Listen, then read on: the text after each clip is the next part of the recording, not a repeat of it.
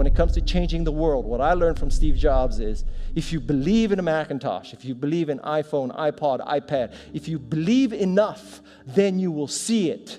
Because other people will believe in it. Other people will create software. Other people will create products. So you need to foster the belief in what you are dreaming so that it becomes a reality, which is very different than saying, I don't expect anybody to believe it until I see it. You need people to believe it before they can see it. Because when you're trying to differentiate, when you're trying to do something different, there's going to be that gut moment, that gut sense. Is this right? Is this not right? If you're not having doubt, you're not pushing the boundaries far enough.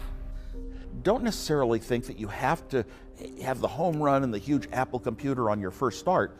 I spent a long time in my life with skills just building little devices for fun. For fun is one of the key things, because that drives you to think and think and think and make it better and better and better than you ever would if you're doing it for a company. Build things at first for yourself that you would want. Constantly seek criticism. Yeah. A well thought out critique of whatever you're doing is as valuable as gold. And you should seek that from everyone you can, but particularly your friends.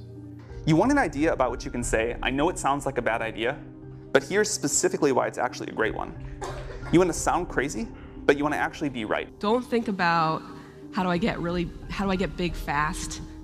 That will happen if you actually build something super meaningful and super important. So don't think about, what is the quickest way to success? Think about what is the best way to building something important that the world really needs. One way to conceptualize what makes a good product is, good engineering is part of it, good design is part of it, but really it's, one way I think about it is maximizing the probability that someone shows up at the front door of, your store or your website or whatever it is and ends up with a solved problem.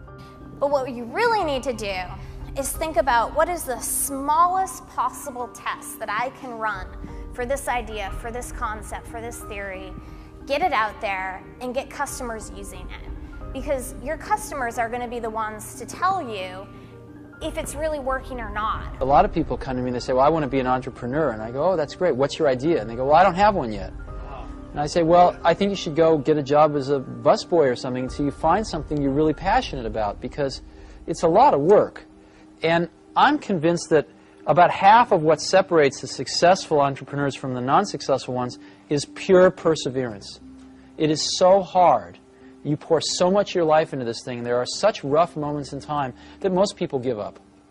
I don't blame them. I mean, it's really tough, and it consumes your life. I mean, if you've got a family and you're in the early days of a company, I can't imagine how one could do it. I'm sure it's been done, but it's rough. I mean, because it's pretty much an 18-hour-a-day job, 7 days a week for a while.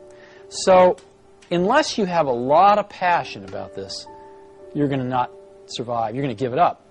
So you got to have an idea or a problem or a wrong that you want to right that you're passionate about. Otherwise, you're not going to have the perseverance to stick it through. And I think that's half the battle right there. It's hard to remember how bad it was, in early 80s, with IBM taking over the world with the PC, with DOS out there.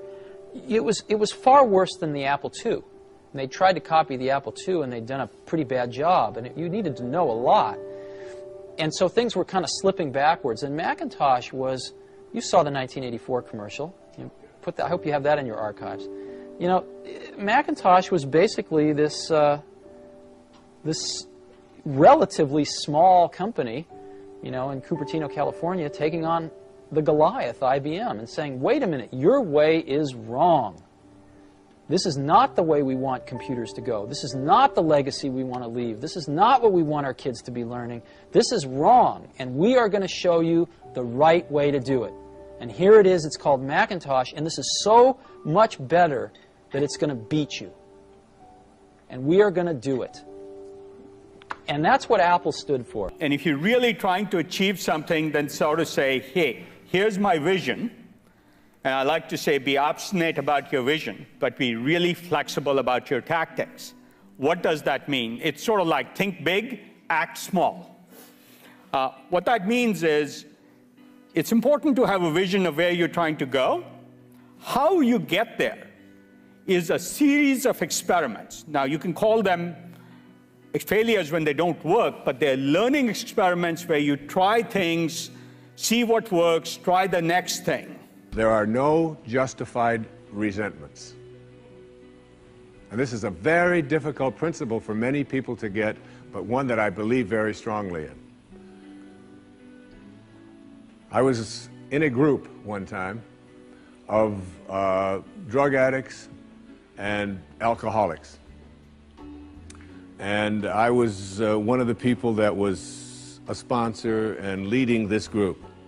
And the sign on the wall said, "There are no justified resentments in this group." And what I said to that group that night was, no matter what anybody says to you here, no matter what kind of anger comes directed towards you, no matter how much hate you may encounter showing up in your life, there are no justified resentments. Meaning that if you carry around resentment inside of you about anything or about anyone, and I'm talking about the person that you lent money to and hasn't paid you back, I'm talking about the person in your life that you feel was abusive in your life, I'm talking about the person who walked out on you and left you for somebody else. I'm talking about all of the things that you have justified in your heart and in your life that you have the right to be resentful about. And I'm suggesting to you that those resentments will always end up harming you and creating in you a sense of despair. I've often said that no one ever dies from a snake bite. The snake bite will never kill you. You cannot be unbitten. Once you're bitten, you're bitten. But it's the venom that continues to pour through your system after the bite that will end up destroying you. What are you going to do when you wake up and you feel lost? You feel less than. You feel a sense of either depression or despair and no direction. What I do is this. I show up. I show up, man. A buddy of mine told me when I was at a super low point in my life. He said, "Hey, man, show up even if if your eyes are bleeding and your life is low, show up anyway. Show up." For somebody aspiring to, take things to the next level or to even surpass their wildest dreams, there's always going to have to be an element of luck. But I think more important is putting yourself in a business that can be ubiquitous, that really doesn't have limits. Because otherwise, there's always going to be a grind to it. But if the business, if it can't be something that you can visualize every business using or every consumer using, it's going to be tough to scale to be big enough or to have the perceived value. This little idea explains why some organizations and some leaders are able to inspire where others aren't. Let me define the terms really quickly. Every single person, every single organization on the planet knows what they do, 100%. Some know how they do it, whether you call it your differentiating value proposition or your proprietary process or your USP. But very, very few people or organizations know why they do what they do. And by why, I don't mean to make a profit. That's a result. It's always a result. By why, I mean what's your purpose? What's your cause? What's your belief? Why does your organization exist? There are a lot of things that are outside of your control. A lot of external circumstances will determine the success of your idea, whether the market timing's right for this new kind of service, or whether people, whether a customer, like the economy's right for your kind of service, right? Whether you meet the right people who will finance your company. Many external circumstances are outside of your control and but will affect the outcome, and you have to be okay with that. When a lot of corporations they might call them core values or guiding principles or so on, but the problem is usually they're very lofty sounding. They kind of read like a press release the marketing department put out, They sound just like their competitors, and maybe you learn about it on day one of your job, but then it becomes this meaningless plaque on the lobby wall. Well, we wanted to come up with committable core values, and by committable, meaning we're willing to hire or fire people based on those values, completely independent of their actual job performance. The definition of values is they're the behaviors or principles that you religiously adhere to within your company. When I say religious, I mean that no amount of data will sway you from those principles, and the degree to which that you have the courage to maintain your conviction around those ideas is the degree to which you're going to be successful over the long term. You can't ever sort of balance two completely contradictory things as a means of hedging. You have to decide what are you going to believe in and put all of your energy behind that. And those are the kinds of strategic decisions and trade-offs that you make every day as an entrepreneur. And it's important that you create the level of clarity and conviction to go after an opportunity that isn't hedging, lots of different ideas or lots of different approaches, because that's the surest way that you'll never be good at sort of anything.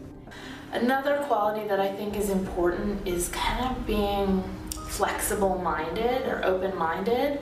I'm not saying you shouldn't have a vision for your idea or your product, but you need to be open to changes. We get to create any company we want, right? We get to create the reason for its existence. We get to create the rules of the game and who we hire and how we hire them and who can stay and who can't stay, right? It's beautiful. And so I just would encourage everyone that as we all contemplate life to try to question the assumptions that we live by and the default options that are given to us and expand our thinking to wonder what we really can do with our lives. So when we see a kid with a lemonade stand, it's different than when we see a vending machine selling lemonade, even if it's exactly the same product, because the story around it is what people are paying for. So when I meet small business people, all I ask them is not what's their balance sheet, but what's their story. Why should I pick you? Why do I care about what you're doing? And if you start giving me all this inside baseball statistics about why you're 2% better than some other competitor, I'm already glazed over, because that's not part of the way I see the world. I knew I was wired to be excited about business. How or why, I don't know. But, and there's certain guys that have the genetics to jump out of the gym, right? There's certain guys, that, when they golf, they have the muscle memory and the discipline. Dirk Nowitzki may not be the most talented guy in the NBA, but his discipline and his focus to do what's necessary to be successful, he's willing to do, and combine it with being 7 feet tall and being skilled, it makes him an amazing basketball player. So it's understanding what your skill set is, finding the right place to use those skills, and then going for it. Will that make you 250 grand? It depends if you pick the right industry. But whatever industry you pick, if you outwork everybody, if you try to be a little smarter than everybody, if you try to be a better salesperson than everybody, if you try to be better prepared than everybody, you've got your best chance. Because if you don't do it and somebody else does, I have the saying, work like someone's trying to take it all away from you. I actually work like someone's spending 24 hours, working 24 hours to take it all away from you. And that's kind of the way I look at it. And I remember asking my dad I wanted new basketball shoes because I was a basketball junkie back then. He's like, well, your shoes work. If you want a new pair of tennis shoes, you have to go out there and get a job. And I'm like, Dad, I'm 12 years old, and it just so happens he was playing poker with his buddies, and one of his buddies was like, well, I got a job for you. I've got these garbage bags that we distribute. You can sell them door to door. I'm like, okay. And it was when I was selling them and realizing that I liked to sell and that I could sell, and that I recognized that selling was about providing a service and creating value for people, that I knew that I would literally back then, I knew that I could always succeed. I remember I was 16, I think, when I started a stamp company and started going to stamp shows and trade shows and just working a little bit harder than other people and trading up from one stamp to the next. I remember one time I started with a quarter and bought a stamp and left with $50, thinking, hey, if I could do this, I could do anything. And it's not that everything worked. I failed a lot, but I never ever felt like I wouldn't be able to work hard enough to that I have to want this to exist in the world. I have to not, so it's a similar rule, just say, if this was successful and I had nothing and I was not involved and I got no money off it or would I want it to do well? And that's a great check, I think, to know if you really feel good about the idea and can be passionate about it. the hardest thing to do is start. You have all these ideas, and everyone has an idea, but it's really about executing the idea and building the idea and attracting other people to help you work on the idea. That is the biggest challenge. But the way to begin is to get the idea out of your head, draw it out, talk about it, program it if you're a programmer, or make it if you're building something. And oftentimes the best methodology is to start with the perfect experience with just one person, get that right, and then figure out how to scale something great instead of scaling something not so great and then trying to improve it. That's really hard to do. And so I think when you are starting a new business, you don't want to go after giant markets. You want to go after small markets, and you want to take over those markets quickly. Like, you don't have to be the best, but you have to be dangerous, right? You have to learn just enough to be dangerous to build an idea, concept it, and show it to the world.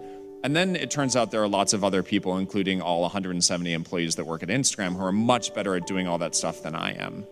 But you need to find people who can, be drawn to the idea that you build, and then they end up taking it and making it even better. I think you should be spending your money on teaching and sharing. And so that might mean hiring a writer or two, perhaps, instead of a marketing person. And start writing and start getting people to listen to what you're saying. You can't talk about yourself all the time because no one's going to come back for that, but you have to talk about things that are relevant to your industry or ideas that you have and start to build that audience up.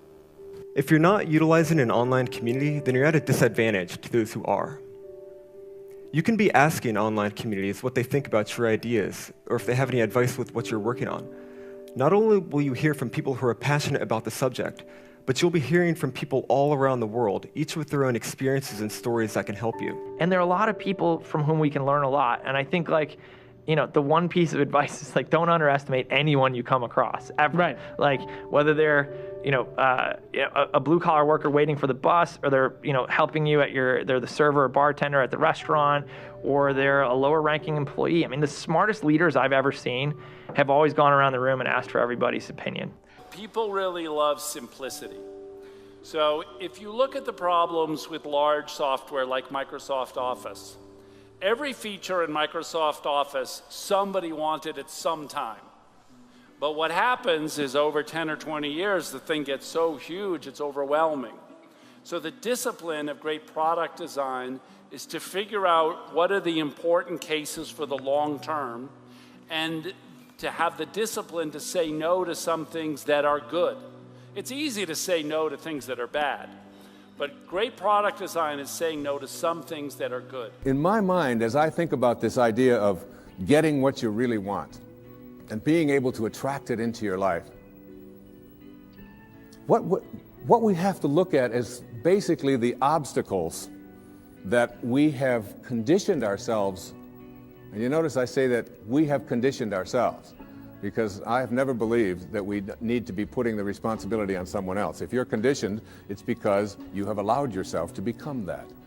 And if we've conditioned ourselves to believe certain kinds of things, and one of the things that we kind of believe and hang on to and live with is this whole idea that all of the things that happened to me in my past are what are keeping me from doing what I'd like to do today. So we hang on to these things and we fill ourselves with blame. We say, I'm the middle child. I'm the youngest child. I'm the oldest child. I'm an only child. Any one of those is a great excuse. If you're the youngest child, you can say, well, how could I be making decisions for myself and be a fully functioning person today when I always had somebody else telling me what to do my whole life? How could I think for myself?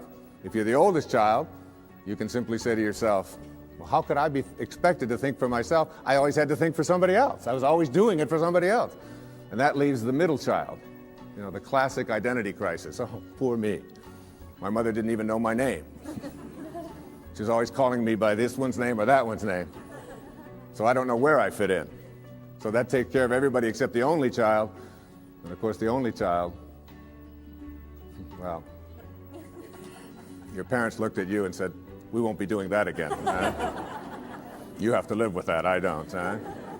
So everybody, with their birth order, or with their mother liked their sister better, or that we had enough, or we didn't have enough, or we had too much, or we lived in the north, we lived in the south, I'm too tall, I'm too short, I've got too much hair, I don't have enough hair. It's falling out, it's not falling out, whatever it is, we all have these excuses. And I call all of these things that we hang on to and use to keep ourselves from reaching these higher places in our lives, the wake. I call it the wake.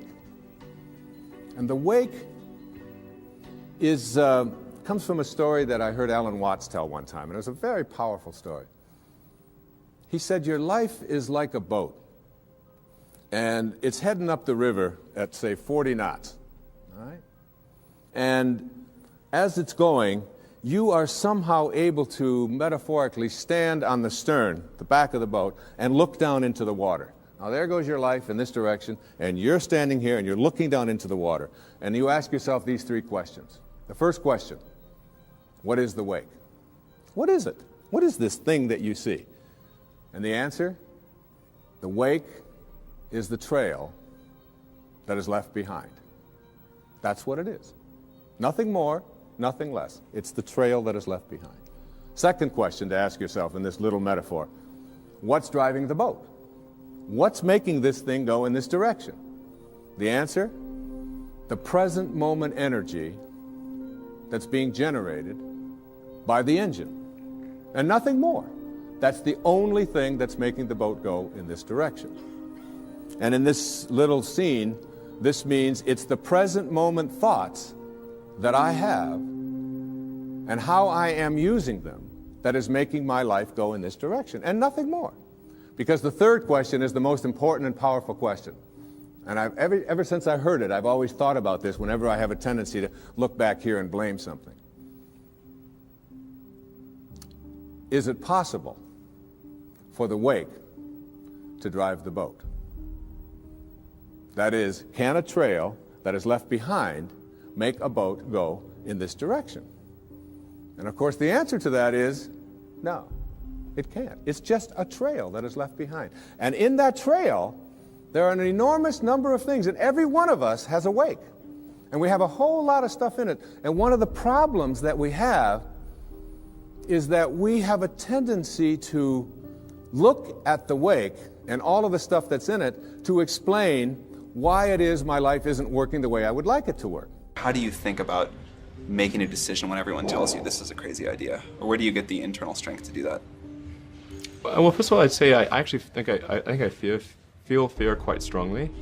So it's not as though I just have the absence of fear. I feel it quite strongly. But there are just times when something is important enough, you believe in it enough, that you do it in spite of the fear. So speaking of important things, like people shouldn't think people shouldn't think, well, I feel fear about this and therefore I shouldn't do it. It's normal to feel fear. Like you'd have to be something mentally wrong if you didn't feel fear. So you just feel it and let the importance of it drive you to do it anyway. Yeah, actually something that can be helpful is fatalism, to some degree. If you just accept the probabilities, then that diminishes fear. When starting SpaceX, I thought the odds of success were less than 10%, and I just accepted that actually probably I would just lose everything. But that maybe would make some progress if we could just move the ball forward. Even if we died, maybe some other company could pick up the baton and keep moving it forward, so that would still do some good. Same with Tesla. I thought the odds of a car company succeeding were extremely low.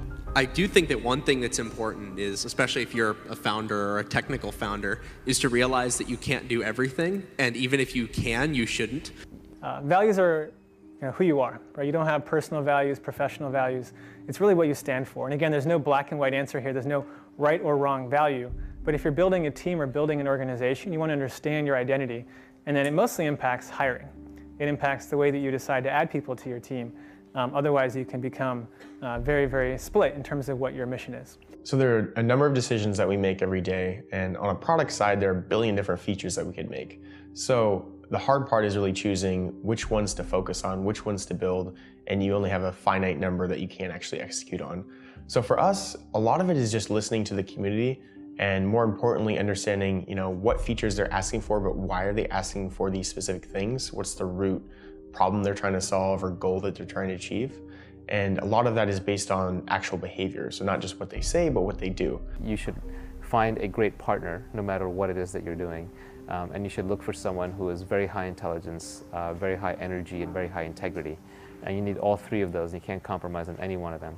Otherwise, you'll end up with either someone who's not smart, which does you no good, or someone who's not hardworking, which also does you no good, or the worst case is you end up with a smart, hardworking crook who ends up working against your interests. And integrity is something that takes a lot of time spent with someone to figure out. Generally speaking, you should resist the temptation of adding too many features.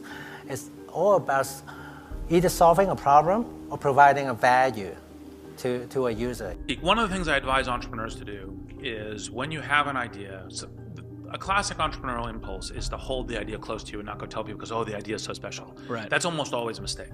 Go talk to Why is that a mistake? Yeah. It's a mistake because your actual real competitive advantage is not that you have this idea that you have locked away in your closet, which may or may not be accurate and you have no idea which it is. Your actual competitive advantage is if you're assembling the intelligence around, does this idea work? What is the right team? What is the right learnings? And we're essentially in motion. Most startups that fail do it ultimately because they did not make something that people wanted. They made something that, that they thought people would want, but they were either in denial about it, whether it was actually any good, or somebody else came along and made something that people wanted even more. Everybody thought we were crazy. We probably were crazy, but having a dream like that resonates with people, changing the world, achieving something big, it turns out that's what pulls you through the hard times. Every company has hard times. Every company has setbacks, and it's having that mountain in the distance that you're trying to scale, that is what gets everybody through. So I kind of like half jokingly with a lot of people say that, my job is basically like to be the assistant for the rest of the company. Like my job is to make sure that like you have what you need, that it's and basically you have everything you need to kick ass. Like that's my job. If you don't have that, then let me know because I'm not doing my job. And what do leaders look like? First and foremost, leaders always have a herd. People always like following leaders. Maybe it's their charisma, maybe it's their personality, maybe it's because they're so in belief of what they say that you have the ability to convince people to buy into your vision, not just for a paycheck. It's something more than that. Because great leaders, they don't only have a herd, they fight for their herd, and the herd knows that. That's your job as entrepreneurs. These are not employees that do your bidding. These are partners that you should bring into your space. And you should be treated like that. And they should be treated like that, with respect and with dignity. So many things go wrong when you're starting a company. And often I think people ask, what mistakes should you avoid making? And my answer to that question is don't even bother trying to avoid mistakes because you're going to make tons of mistakes, right? And the important thing is actually learning quickly from whatever mistakes you make and not giving up. Right, and I mean, there are things every single year of Facebook's existence that could have killed us or made it so that it just seemed like moving forward and making a lot of progress just seemed intractable, but you just kind of bounce back and you learn, and nothing is impossible. You just have to kind of keep running through the walls. And so it's not just about doing focus groups, it's not just about double checking your vision, it really is about integrating this concept of testing our ideas rigorously throughout the product development process, throughout the marketing process, even as we scale up.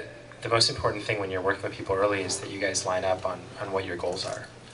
That sounds really basic, but you can totally, it can be fine. You can want to build a small business that makes money and you don't have to go to an office every day. Or you can want to build a huge company. You can want to build Google, but I think you have to be really, really aligned on that.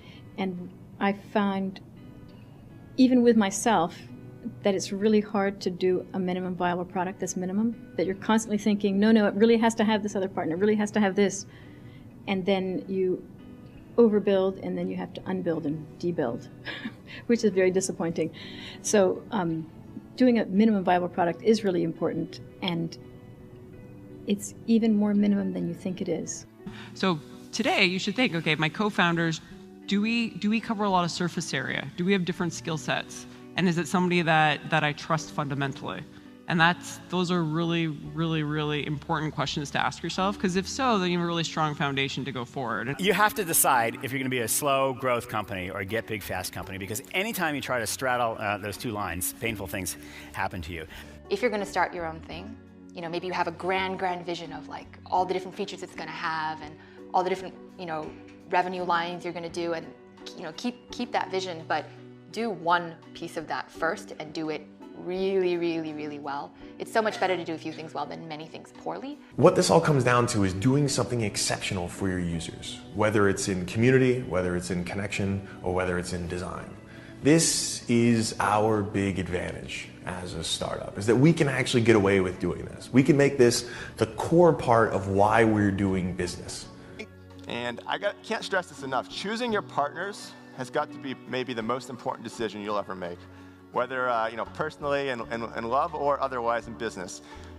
You can change your idea, you can pivot your company. You can't change your partners without starting over. And so I see so many people rushing into these relationships. I mean, you should really give that a lot of thought.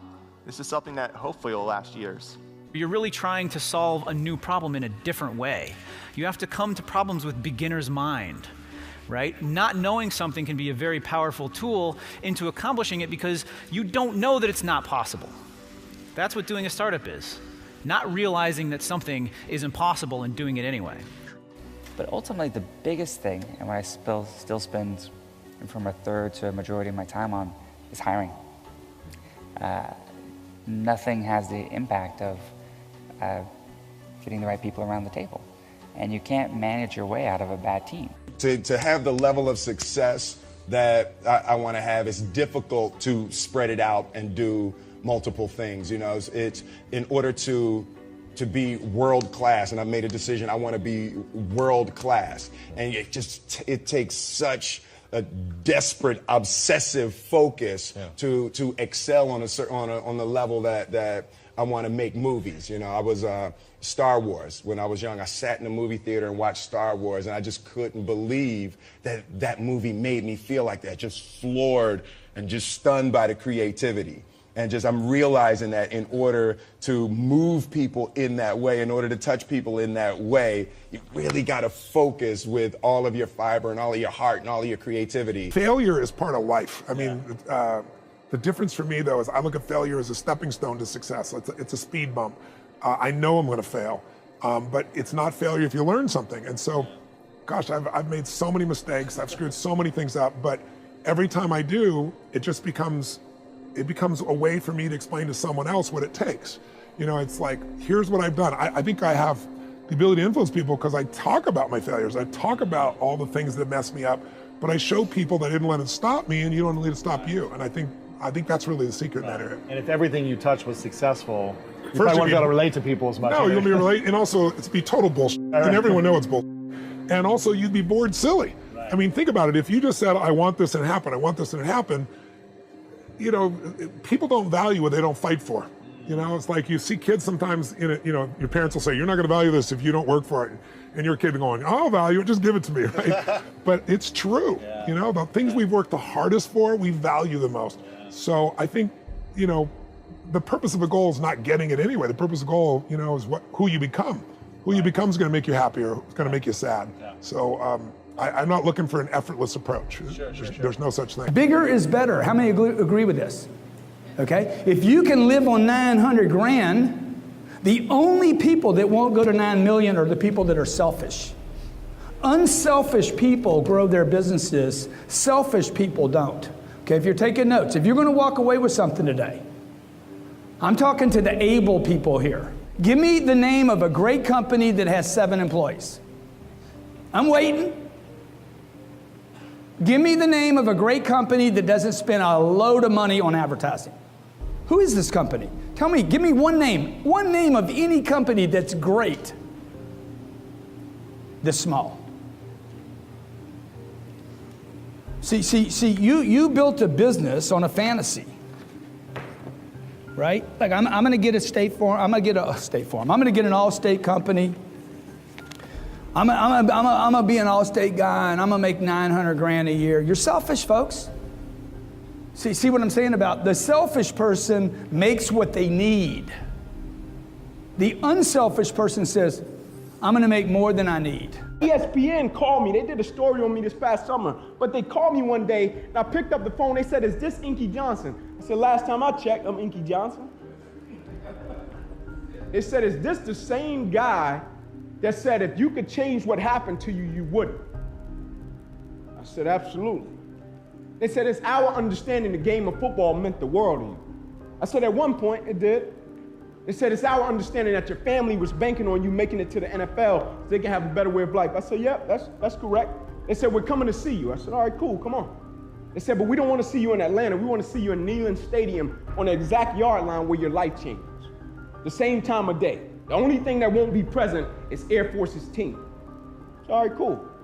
And so they take me to Neyland Stadium, they put me on the exact yard line where my life changed. They said, now tell your younger self why you wouldn't stop your injury if you could. If you could be in the NFL right now making millions of dollars, tell your younger self why you wouldn't change that situation if you could. And I say the reason I wouldn't change it, believe it or not, it has nothing to do with me. Like on a personal level, he thought I was going to say, because of the man that I've become, the perspective that I've acquired, my faith has been fortified. He thought I was going to say something like that. I said, no, it has nothing to do with me. It has everything to do with the lives that have been affected by the result of the process and the thing that I represent in the world. What my spirit represents when somebody see me, they think perseverance. What my spirit represents when somebody see me, they think don't quit. What my spirit represents when somebody see me, they think that's a quality individual right there. What my character represents in the world. And every single day we're putting something out like that represents something. When people see that, they think it's a thought that comes to the mind. When he said gold standard, he gave me that, I felt a certain type of way. When he gave me the gold standard, I felt a certain type, I felt different. Gold standard, I felt like that went with me. Because I think in what I do, the line of business I'm in, I'm the gold standard. Because I don't compromise. And every single day, I'm going to give you my very best. You can bet your bottom dollar. Every single day, I'm going to bring that gold standard to life. And I'm not just bringing it in one aspect of life. I'm bringing it in every single aspect of life. I'm not going to be one of these people in the world that's a public success, but they're a private failure. Meaning they give everything they got to one aspect of life, but the other areas, they lack off. No, I'm going to give every single thing I got to every aspect of my life because I represent something. When people see me, they think something. Whether that's character, never giving up, never surrendering. And the thing that we can never do is forget what we represent. Because that's how guys end up under a bridge on a cardboard box asleep. They forget what they represent when life hits them with adversity. My only charge for you, never forget what you represent. I spoke at an education summit for Microsoft. I also spoke at an education summit for Apple. At the education summit for Microsoft, I would say that 70% of the executives spent about 70% of their presentations talking about how to beat Apple. At the Apple Education Summit, 100% of the executives spent 100% of their presentations talking about how to help teachers teach and how to help students learn. One is playing this way, and one is playing that way. One is playing finite, and the other one is playing infinite. Guess which one gets frustrated. So at the end of my talk at Microsoft, they gave me a gift. They gave me the new Zune when it was a thing.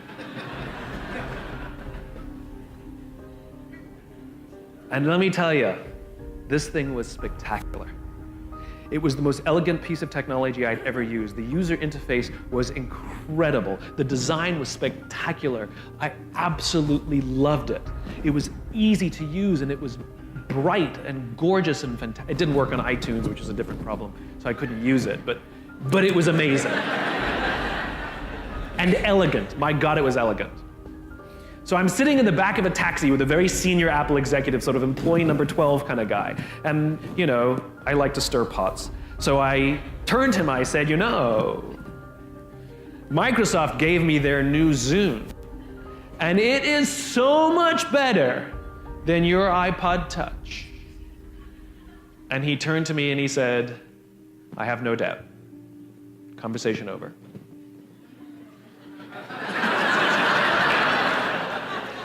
Because the infinite player understands sometimes you're ahead and sometimes you're behind. Sometimes your product is better and sometimes it's worse. The goal isn't to be the best every day. The goal isn't to outdo your competition every day. That's a finite construction. If I had said to Microsoft, I've got the new iPod Touch and it's so much better than your Zune, they would have said, can we see it? What does it do? React, react, react, react. Finite players play to beat the people around them. Infinite players play to be better than themselves. To wake up every single day and say, how can we make our company a better version of itself today than it was yesterday? How can we create a product this week that's better than the product we created last week? We also have to play the infinite game. It's not about being ranked #1. It's not about having more followers on Twitter than your friends. It's not about outdoing anyone. It's about how to outdo yourself. It's not about selling more books or getting more TED views than somebody else. It's about how to make sure that the work that you're producing is better than the work you produced before. You are your competition. And that is what ensures you stay in the game the longest. And that is what ensures you find joy. Because the joy comes not from comparison, but from advancement. So this was something that Portia Nelson, who I knew, who passed away a few years back, 10 years back now. She lived up in Seattle. And she was at a seminar, and they were asked to write the autobiography of their life in five verses, 5 chapters. So, and they gave them only like cards this size. Actually, they were smaller than this. They were 3 by 5 cards. So write out chapter 1 of your life and just go to where you are today. And I remember doing this very same thing, but what she wrote was so brilliant that I asked her daughter if we could put it on public television, which I did on the most recent show, and we made a contribution to Portia's work. So this is what she wrote down in the chapter 5 of her life. Chapter 1, she said, I walk down the street. There's a deep hole in the sidewalk. I fall in. I'm lost. I'm helpless. It isn't my fault, and it takes forever to find a way out. Chapter 2 of my life. I walk down the same street. There's a deep hole in the sidewalk. I pretend I don't see it. I fall in again. I can't believe I'm in the same place. It isn't my fault. It still takes a long time for me to get out. Chapter 3 of my life. I walk down the same street. There's a deep hole in the sidewalk. I see it there. I still fall in. It's a habit. But my eyes are open. I know where I am, and it is my own fault, and I get out immediately. Chapter 4 of my life. I walk down the same street. There's a deep hole in the sidewalk. I walk around it. Chapter 5 of my life. Finally, I walk down another street. Success is something which has to be planned, and success is something which has to be earned in advance.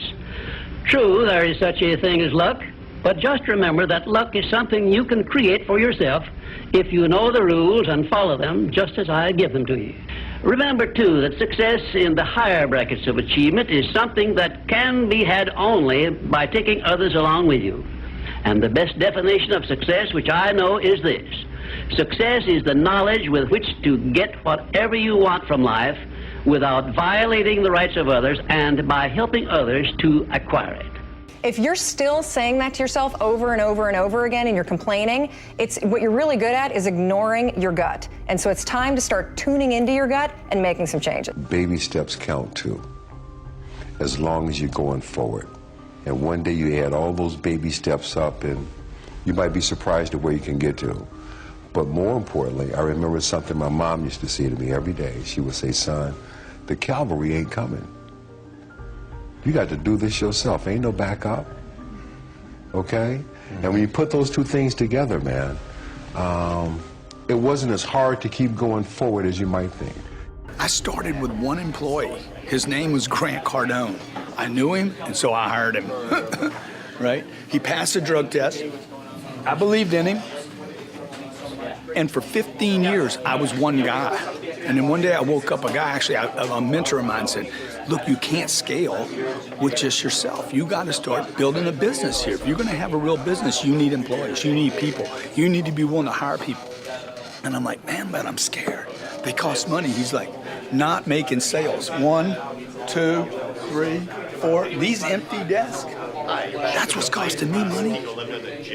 Okay, that's what's costing you money. Staying small is costing you money. All this costs money.